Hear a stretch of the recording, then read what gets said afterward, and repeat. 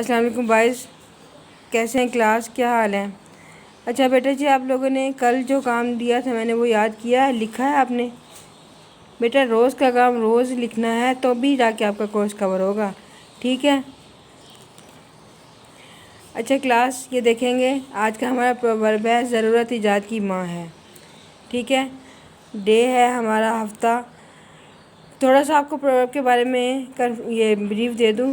آپ بیٹا دیکھیں، ضرورت ایجاد کی ماں کا مطلب یہ ہوتا ہے کہ جب انسان کو کوئی ضرورت ہوتی ہے نا تو وہ کچھ بھی ایجاد کر سکتا ہے۔ یہ جتنی بھی چیزیں ہمارے پاس ایجاد ہوئی ہیں نا وہ ساری کسی نہ کسی ضرورت کی وجہ سے ہوئی ہیں۔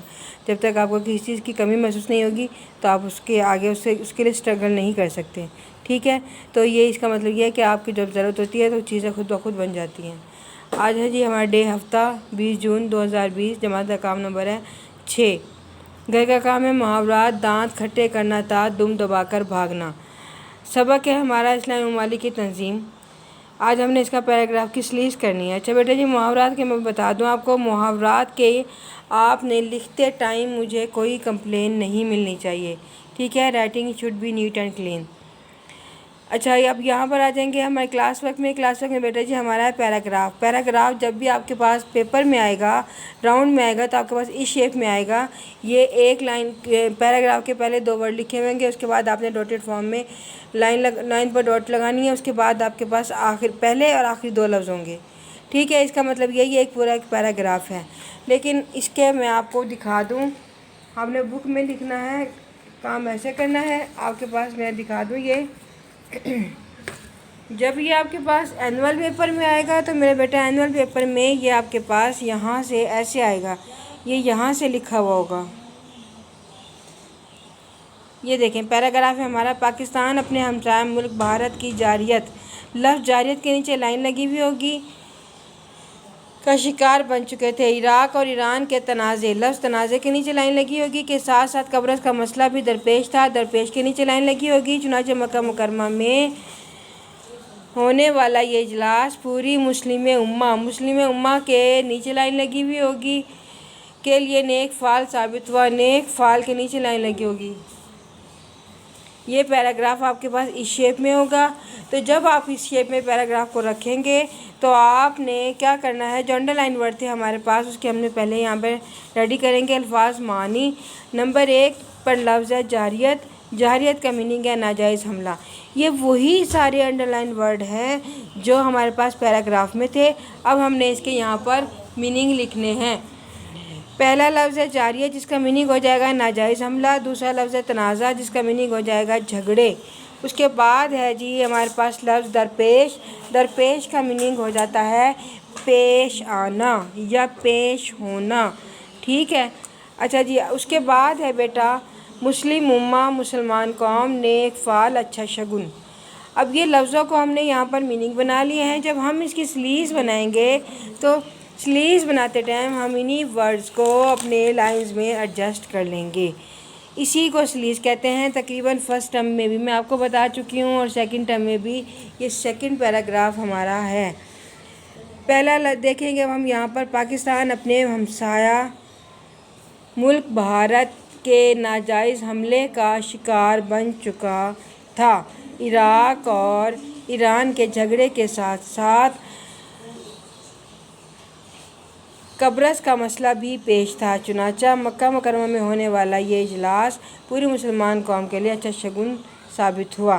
اب آپ نے یہاں پر آپ کو بات سمجھ آئی ہے یا نہیں سمجھ آئی ہے؟ میں آپ کو یہ بک میں دے کر بتاتی ہوں کہ آپ نے یہاں پر کون کون سے لفظوں کی ایڈجسٹمنٹ کی ہے۔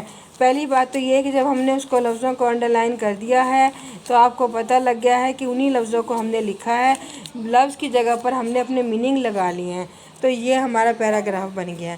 یہ دیکھیں یہ ہمارا پیراگراف تھا، ہم نے یہاں پہ لکھا پاکستان ہمارا اپنے ہمسایہ ملک بھارت کی جارحیت۔ اب ہم نے یہاں پر جارحیت کو اس لائن کو دکھانے کے لیے میں نے اسپیشل آپ لوگوں کو یہ بک کھولی ہے۔ دیکھیں بیٹا یہاں پر لائن ہے، پاکستان اپنے ہمسایہ ملک بھارت کی جارحیت کا شکار بن چکے تھے۔ اب یہاں پر یہ لائن پیچھے سے شروع ہو رہی ہے جہاں پر اسلامی ممالک اسرائیل کی اور پاکستان کی 2 ممالک کے بارے میں بتایا گیا ہے، تو آگے جا کر اس کا جارحیت کا تھا اور یہاں پر بن چکے تھے، لیکن جب ہم نے اس کا میننگ لکھا ہے تو دیکھیں گے ہم یہاں پر پہلے تو یہ کہ ہمارے پاس لائن آدھی تھی، پاکستان کو جسٹ بتایا گیا تھا، اس کے بعد یہاں پر ناجائز حملے کا شکار بن چکا تھا۔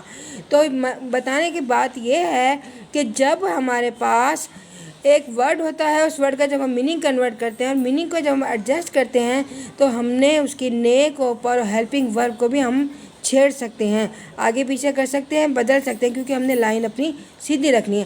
اب یہ نہیں کہ ہم میننگ کی جگہ پر ورڈ کی جگہ پر میننگ کو ایڈجسٹ کریں، لائن سیدھی ہو یا نہ ہو۔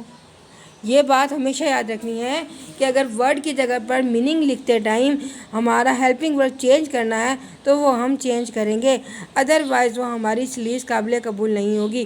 میں نے اس دن بھی آپ لوگوں کو بتایا تھا، جب آپ کی سلیس ہوگی بیٹا تو اس میں آپ نے اس بات کا خیال رکھنا ہے کہ دیکھیں ایک نمبر سبق کے نام کا ہوتا ہے جو ٹائٹل ہم نے لکھنا ہے۔ یہاں پر تو میں نے آپ کو پریکٹس کروائی، آپ کو بتایا ہے، وہ جسٹ پیراگراف پڑھ کر آپ کو پتہ چلے گا کہ آپ کے سبق کا ٹائٹل کون سا ہے۔ اس کے بعد ہے جناب ورڈ میننگ۔ ورڈ میننگ جتنے کے ہوتے ہیں، جیسے کہ یہ 5 ہیں تو یہ پوائنٹ کا 1 ہوا تو یہ آپ کے 250 مارکس کے ہوں گے، 2.5 مارکس کے ہوں گے، ٹھیک ہے۔ اس کے بعد آپ کی یہ ایڈجسٹمنٹ رہ جاتی ہے۔ یہ ایڈجسٹمنٹ میرا بیٹا آپ کی 1.5 مارکس کی ہو سکتی ہے، یہ 1 مارکس کی ہو سکتی ہے۔ تو اس کے 3 پارٹس ہوتے ہیں۔ آپ کوشش کیجئے گا کہ یہ نہ ہو کہ آپ نے یہاں پر سبق کا نام غلط لکھ دیا، 1 نمبر وہاں کٹ گیا، میننگ 2 غلط لکھ دیے، 2 نمبر وہاں کٹ گیا، 1 نمبر وہاں کٹ گیا، اور کچھ نہ کیا تو یہاں ایڈجسٹمنٹ میں غلطی کر دی۔ اگر یہ آپ کا پیراگراف ریڈ ہو جائے گا، لا کی مسٹیک ہوگی، نے کے اوپر کی ایڈجسٹمنٹ آپ نے صحیح نہیں کی ہوگی، لائن سیدھی نہیں بنی ہوئی ہوگی، میننگ کو صحیح یوز نہیں کیا ہوگا تو یہاں سے نمبر کٹ جائے گا۔ یہ اتنا آسان کام ہے، مگر تھوڑی سی توجہ اور تھوڑی سی احتیاط کی ضرورت ہے۔ میری بات کو جب تک سمجھیں گے نہیں، اس کی آپ پریکٹس نہیں کریں گے، آپ کو نہیں آئے گا۔ حالانکہ یہ کوشچن بہت ایزی ہے، محنت آپ نے بیٹا اپنے جسٹ یہاں دکھانی ہوتی ہے۔ آپ کو ورڈ کے میننگ آتے ہوں گے، آپ نے ورڈ کے میننگ لکھنے، آپ کو مسئلہ ہی کوئی نہیں ہے، ایڈجسٹمنٹ تو ہو ہی جاتی ہے، ٹھیک ہے میرے بیٹا۔ اللہ حافظ۔